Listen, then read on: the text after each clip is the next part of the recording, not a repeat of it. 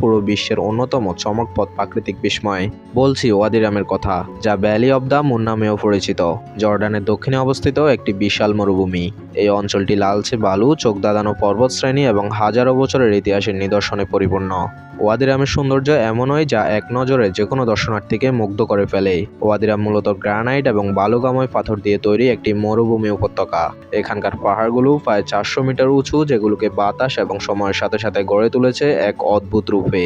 দিনের বেলা লাল বালু সূর্যের আলোয় এক বিস্ময়কর কমলা রঙে ঝলমল করে, আর রাতের বেলায় আকাশ ভরে থাকে অসংখ্য তারায়, যেন পুরো ইউনিভার্স এখানে নেমে এসেছে।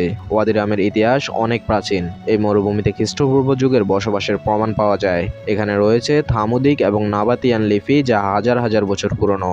নাবাতিয়ানরা এখানে বহু স্মৃতিস্তম্ভ নির্মাণ করেছে, যেমন গুহা, মন্দির এবং প্রাচীন পানি সরবরাহ ব্যবস্থা। তারা এই দুর্গম পরিবেশেও কৌশলগতভাবে টিকে ছিল, যা সত্যি চিত্তাকর্ষক।